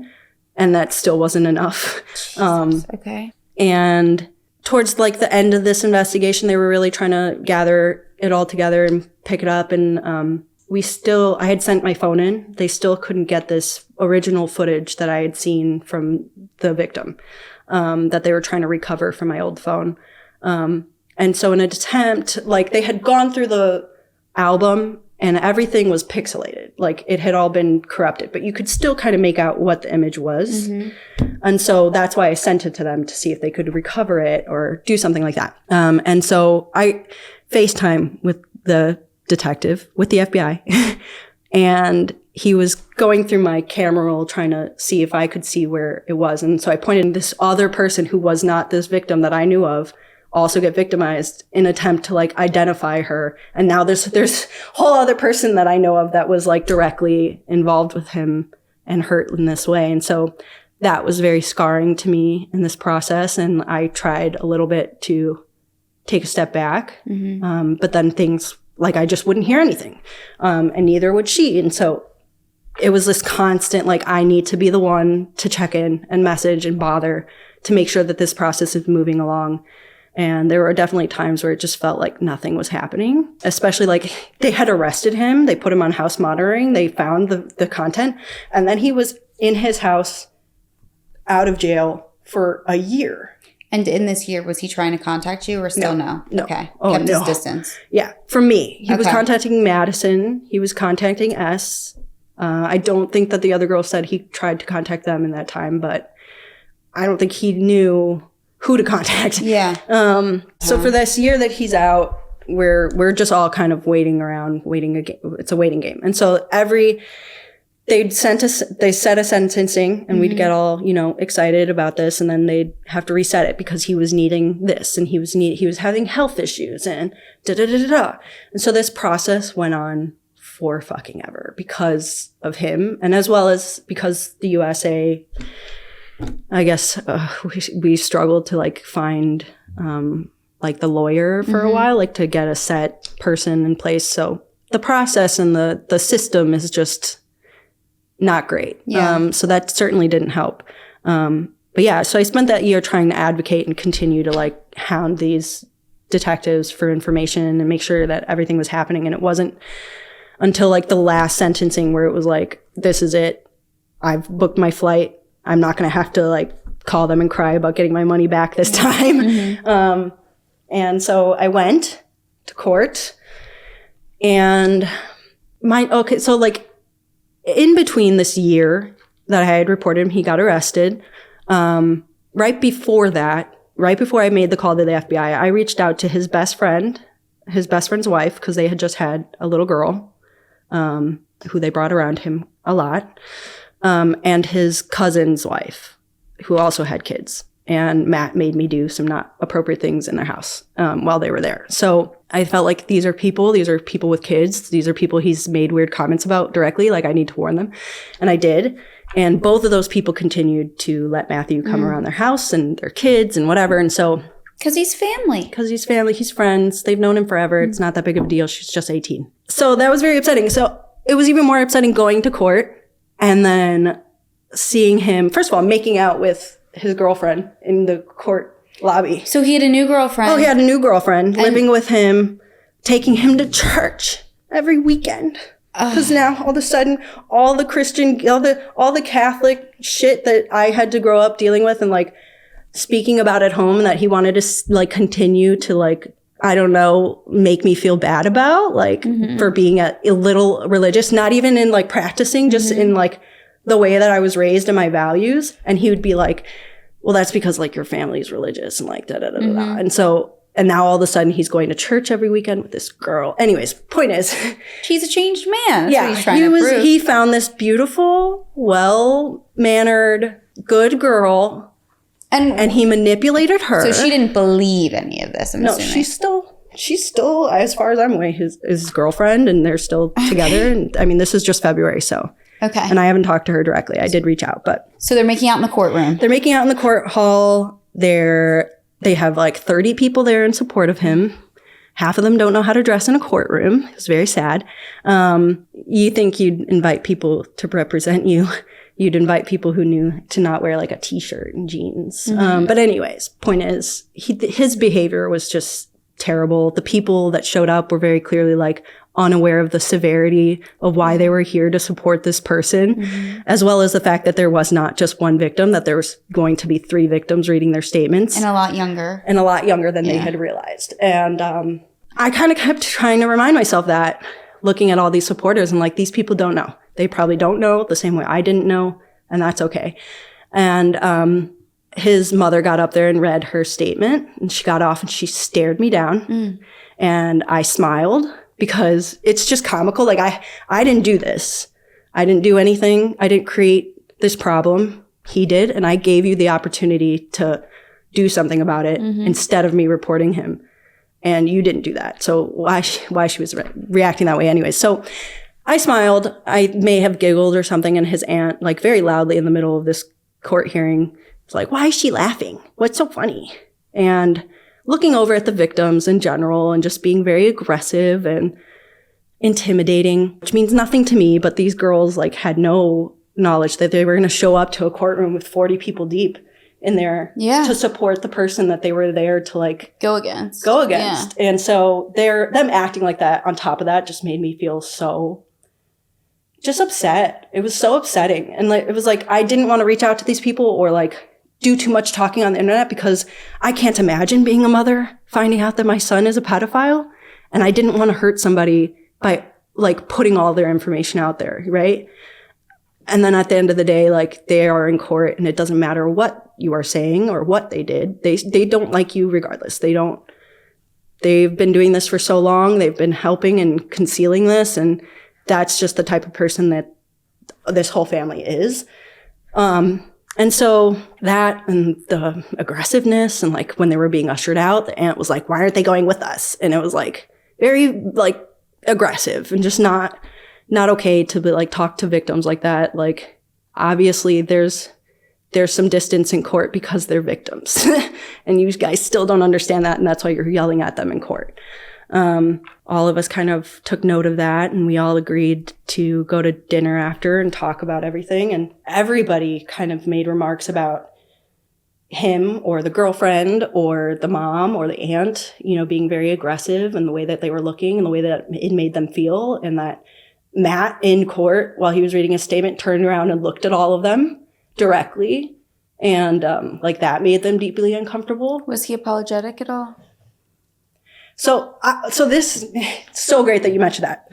The judge in this case, so great. He really, when he sentenced him, he like handed him a new one. It was great. What he said was like, when you go through this court process, you have to look at everybody's side and look at behavior and body language and whatever. And so he was saying, when you were up there and you're reading about how much of a struggle this has been on your life, there's a pile of napkins sitting on your table by the time you're done.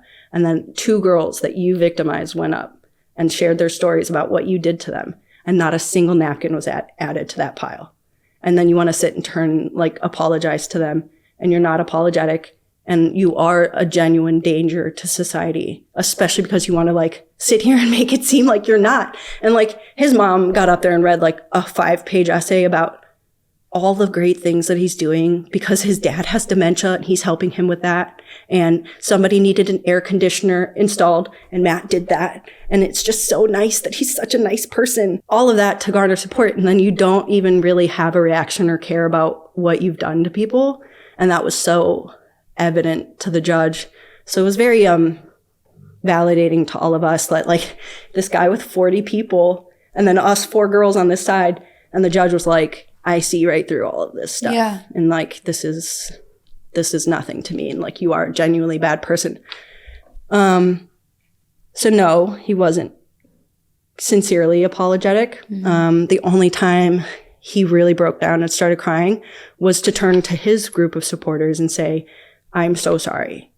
Because he had clearly lied to them about what they were coming to support him for. And a lot of them, like there were people putting their hands in their face in their hands. There were people like huffing and puffing and clearly like just uncomfortable with being in this room and in support of this person. Because they had no idea that this was the truth and that it was so severe and that they all showed up blindly. And like, so it's very sad, like to know that not only did he manipulate these girls and me and everybody else that is a victim of his, but his supporters and the people who showed up for him and the people who are still getting on Reddit and saying terrible things. Yeah. They're all a victim of his abuse and his manipulation. And that's why they're doing this. So was he sentenced at that court hearing? He was sentenced, yeah, to 20 years, 10 years parole. They were asking for a lesser, for the lesser charge, I think of like 15 years. And he gave him the full charge. So yeah. And then, like I said, we started getting on Reddit and sharing. And, I mean, we got a lot of support and it was very, very heartwarming, very sweet and, validating, I guess, to come from like 3 years of this process. For one, not telling my personal story to my personal people. And then kind of coming out and kind of just now this year kind of saying like, I've been dealing with a lot because of this. And then having people online immediately offer that like emotional support that like I didn't give my people the chance to, you know. And so that's been very validating to me in this whole process. And more, you said more have been coming out about it? Yeah. And so then that's the other thing is the amount of people who have messaged to say like, when we were in high school, Matt did this to a young girl, or when we were this age, he did this to me. So if more people continue to come out and there's proof, could that add to his sentence at all or no? I don't know. There was one specific girl who reached out to me and she wasn't being very explicit, understandably, and I don't want to push anybody for information, nor am I in a place where I can add on more trauma that this person has caused other people. But it sounded like he did something pretty severe to her, and that she was looking for information of who I talked to because she wanted to consider reaching out to them and asking if there was evidence of hers as well. And so, and I think about this, and I was having a conversation with one of his various friends or cousins, and they were like making a joke about searching for missing girls in the areas that he's lived in and whatever. And they were like, it's probably never been that serious, but like, you never know. And that's my thought process of this is like, these people, they always escalate. Right. Abuse always escalates. And once you know you can get away with things, it's always worse, or at some point it was worse and you de-escalated. So the thought that there's probably somebody who's been affected in a way worse and to a different extent. Yeah, and it's like you only know what you know of now. It's like you don't know what else there could be or how serious it could have been. And so that's the other thing. Just today when I was in the shower, I got a message on TikTok from a cousin of his who said that they just found this story. They just found out that he was arrested. This is like a family member of his, and they're just now finding out that he's arrested. And it just made me realize, like, this is not for attention. This is like a genuine, like, so many people don't come across this information because it's being hidden from them, or it's just not like information that's being shared or talked about. And you said and the they don't know. family is still suppressing it. Yeah. Okay. Oh, so if you search Matthew Reed Dione, everybody search it right now. No, but if you do, like his IMDb comes up, like the first FBI press release will come up, and then everything else is like some other Dione, some other article, something else, which it wasn't originally like that the day after when I first searched him after his arrest. His IMDb has been changed because he did background acting and some stuff. And so that's been changed, and that comes up in one of the first searches. So things like that. They are actively and have actively paid for stuff to be scrubbed and pushed down on the internet. So a lot of his family still supports him. Oh, yeah. Okay. I wouldn't say a lot. I think people definitely came to terms with the fact that they were lied to, but other than the cousins and friends who were like told like, hey, I'm getting investigated for this thing, and then they took that information and did their own research, they're the only ones who are not supportive of him that I know of. Got it. And they're the only ones who have reached out in support of me. And so the brother and all the cousins and all the other people who keep checking my page and, you know, anonymously leaving not so nice comments on things that are being posted are still very actively doing those things and supporting him. When we got on Reddit, somebody who knows this family like mentioned his brother very briefly and not liking him at all either. And he immediately started typing in these Reddit groups. And a lot of it was directed at me to slut shame me. And bring up my OnlyFans career, which he seemed to have quite a bit of extensive knowledge of the type of content that I have up, which is kind of odd. And the lack of posting that I've been doing recently. And so he was like, basically he had said something to this person in response, and he was like, you can't make judgments about people, da-da-da-da. And I was like, I think you can make judgments about somebody who shows up for a pedophile in support of a pedophile in court. And he said that he was like complacent support or something like that. I forgot how he worded it, but that he was just there as a family support, not to support what his brother had done. And then something or other. And then he was like, and I was like, you're like victimizing your brother or whatever. And he basically made a comment about like better than being victimized by men in strip clubs and online. And then mentioned that I haven't been making content or doing OnlyFans. And he was like, I'm glad that you seem to be finding some value in your life. Like, hopefully you can really submit to that and like find a better purpose for yourself. And that's kind of where it started. And then every day after, he would clock back in under a new profile, same name, still putting his name, Greg Dione, in there. And just like outright telling me I'm not a victim, that what I faced doesn't count as victim, like that I was just an idiot girl who made the decision to move with this guy, and that I need to stop spreading this narrative that he's a pedophile, because he's not, because it was online. It was just online stuff. Like vivid, like... Okay, but if that was true, I don't think he'd be in I think the Reddit, prison. I forget what I put the Reddit under, but all of these comments are visible under the Reddit. I think it's like Matthew Reed Dione snark or something like that on Reddit. If you want to go see his comments, but I'm just paraphrasing. But yeah, like there's just this general comment thread that he left makes it very evident that one, they don't understand that I'm an adult making consensual content online on my own body, and that is completely fine, especially like when you're sitting there saying that and your brother was doing that unconsensually. So like, why you're judging me for what I'm doing when it's my own body and I'm allowed to do what I want. And then two, like this like minimizing of what he's done because it wasn't in person and because this victim wasn't actually underage. It's a federal case. The FBI did their research. She was underage. Like they can do the math of the numbers of her birthday and her age, and they look through their devices and they have the evidence. She was underage when they had sex. That makes him a predator. And he was talking to young girls and trying to actively get them to meet up and doing sexual activities with them online to an extreme extent. None of that is dismissible. None of that doesn't make him a pedophile. And a weird thing that I've like witnessed a lot in like consuming content about similar people in similar situations is that people who like to make excuse for this behavior want it to be like labeled correctly.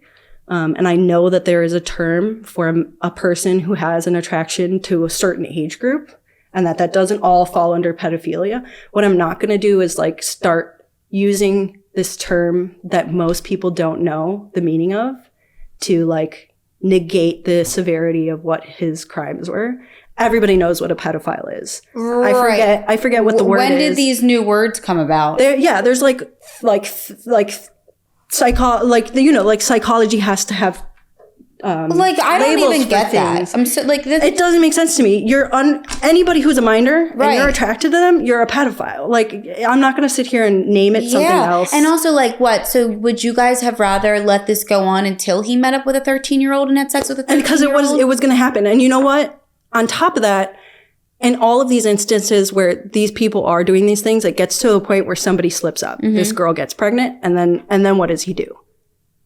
Something's going to happen eventually. And you, like, them continuing to, like, negate it and pretend like it wasn't what it was, could have led to a, like, pretty severe outcome in the end if this had continued, like, years on down the road. Well, something I just don't like is I think that we live in such a sensitive world now in the sense that it's like everybody wants to tiptoe around different labels and different titles and definitions of things when in reality, like you said, if you're underage, you're a pedophile. Why does it have to have a different name because he only did it online? Which it technically wasn't only online. It wasn't, yeah. But also, I think it's more labeled like in the age groups. Like pedophile is like baby until like a certain age. Okay. And then there's another word for like 13 to like older teens, right? I'm not going to break it down into those terms to make it easier for these types of people to hide and pretend like or to feel like it's not as bad. Because as audiences and as a society, we hear that word and we're like, oh, she wasn't a child. Also, she wasn't like a baby. So, okay. So it's different. But once again, like you said, who knows? Like when with somebody like this or people like this in general, it's like, who knows down the road if this person wasn't caught, if it wouldn't escalate to younger and younger and younger. Oh, yeah. And it was. He was asking to see her at younger ages. That is true, too. What she was. Right. So the attraction to this younger age group is there. It's there. Yeah, that's true. I didn't And so him saying that was really just... It's one thing to say, get online and say that me as an adult, I wasn't a victim. I kept staying in a situation that I knew I wasn't good for myself. And also... the story that he thinks is true and was given is completely false. And so that's what he's spewing in assumption that that's what happened.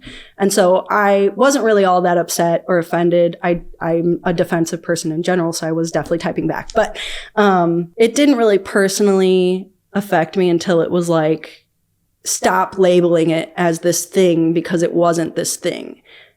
Now you're a bad person. Yeah, but the thing now you're a disgusting person for saying such a thing. And then also trying to like, he got on, he was like, why aren't you posting, when I started reposting the things that he was saying to me, why aren't you reposting the things that I said about this and how I understand that they're victims and da-da-da-da-da. Because you are still negating, you are still asking, you're saying, I'm okay, I understand that this happened and that he's been charged for it. But what you're saying is so extreme and it's making me and my brother look bad and I don't like that. Like, you cannot sit on the internet and act like you're happy that victims got their justice and you support them and you feel so sorry that they went through this thing and then sit here and talk shit to the person who got it for them and was also victimized in similar ways.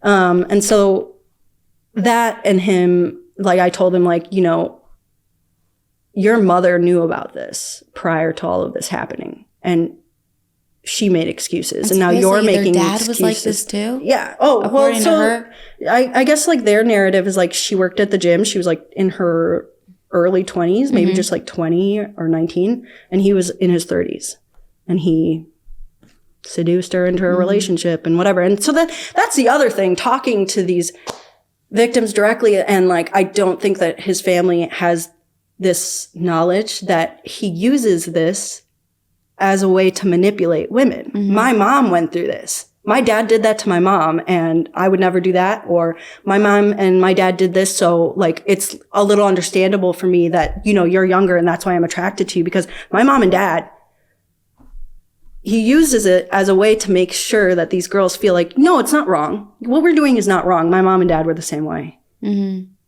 And it's like, I don't think that his mom has any, or nor would she probably care at this point from what I've learned or seen. It just like came to this general understanding that like these people as a whole, something has happened here. And that it has been going on for so long because they've allowed it to, and they continue on to harm and treat and harass people in the way that they do, or pay to have things shut out and silenced. And that's why these things were able to like go on for so long. And some of these comments were mentioning that like they did reach out to his mom too. And they've reached out to people and they tried to make it a bigger thing, and they were always suppressed and ignored, or there was always something that, you know, scared them. And unfortunately, the one thing that was huge was this pornography that he would get everybody to make, mostly unconsensually. And then the girls particular in court said this, but I experienced it, and so did Madison. So I'm sure all these other victims did too, where it would be months of not hearing from him. And then it would be like, hi, I still have this video. Like, what if I posted this video one day? I just want you to know I have this video. Or just like sending it to them just so that they know, like, I still have this. Yeah. I look at this all the time. Yep. And that really like taunted a lot of the girls, and that caused a lot of the emotional distress from a lot of them. And there's a lot of victims out there who aren't children, not minors, but they were also on that computer, and they were also being taunted on a daily basis or a weekly basis over this stuff that they had.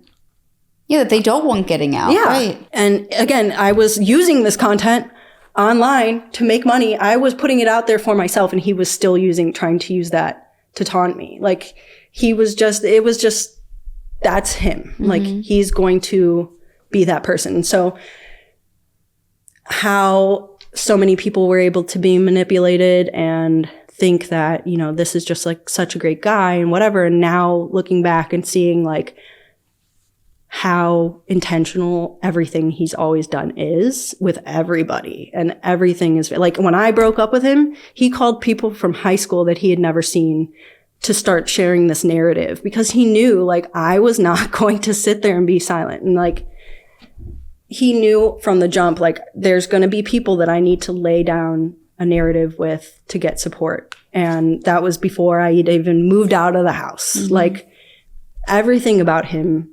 is, how do I construct it? And how do I make it this thing that works for me? And so unfortunately, a lot of people helped and aided in that. Unfortunately, by doing that, it just allowed a lot of people to show up for him and support. And I think just like kind of seeing that online, like from so many people, like them saying like that his mom was actively going around telling people that these girls make it easy for him and that they seduce him and they make it so hard for him to say no, and that it's their fault and that they're really the problems here.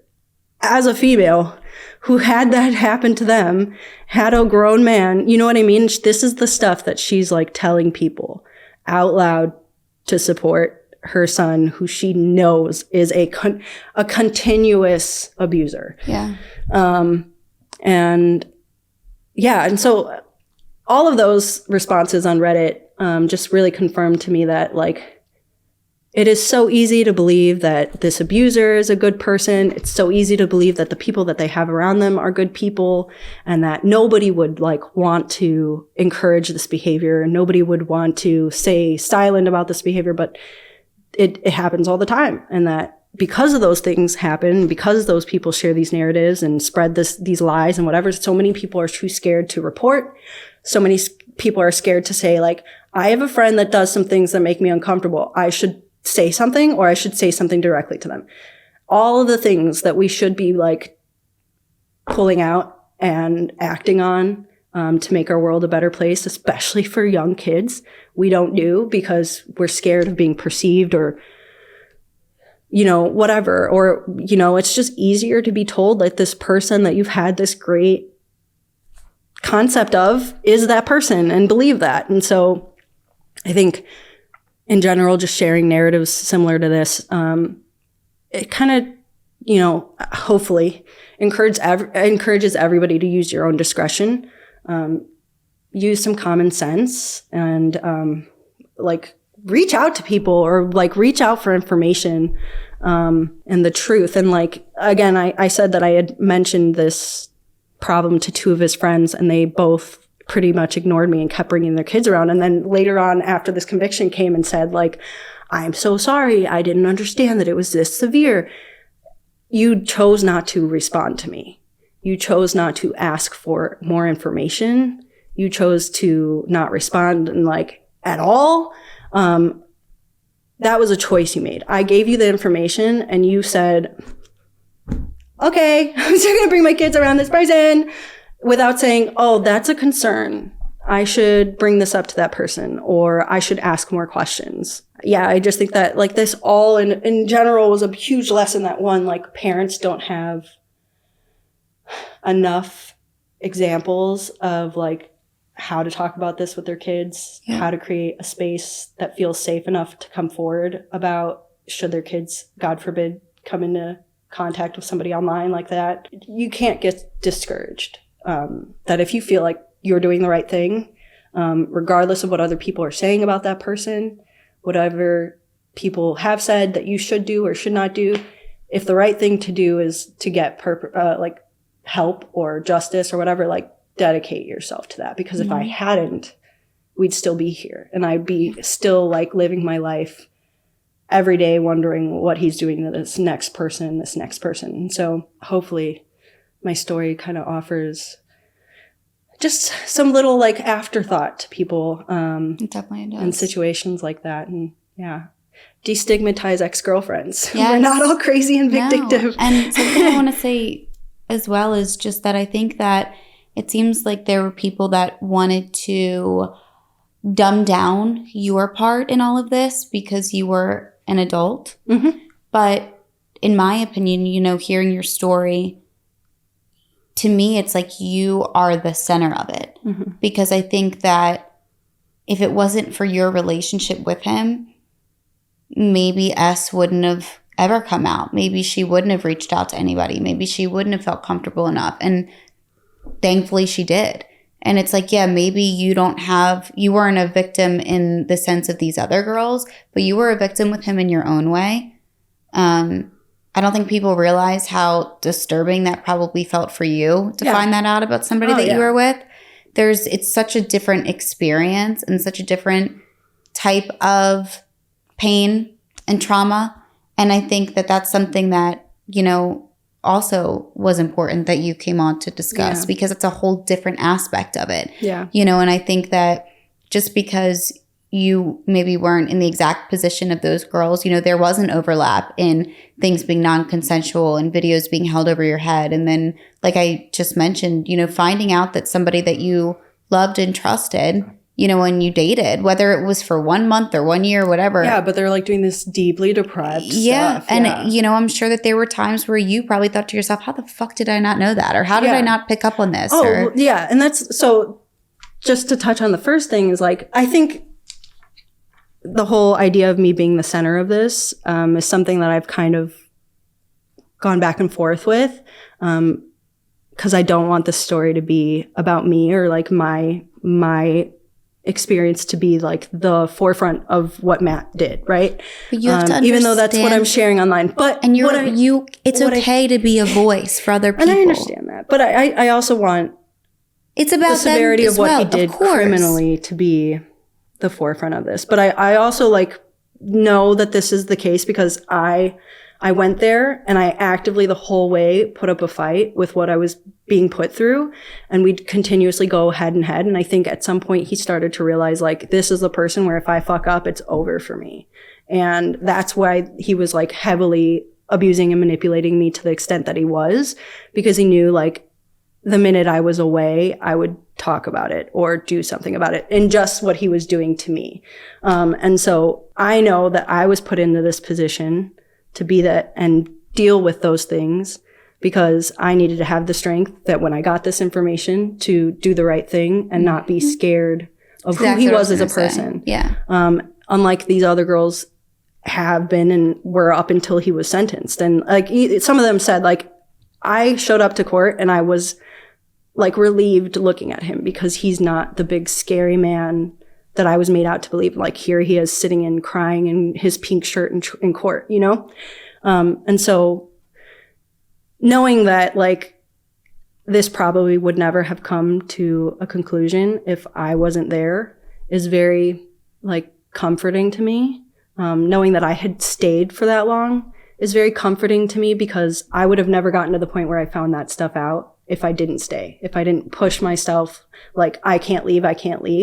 I would have never been warned about him doing these things, and I would have never had the opportunity to report him and save and help bring comfort to so many people. And so I do realize that, you know, my portion in this is very impactful for people and it's important to the whole narrative. I think people too, you know, and even for yourself, it's not about making it about just you or your story, but I think that your story and your part in all of this, you, like I said, in a way, you become the voice for these other victims.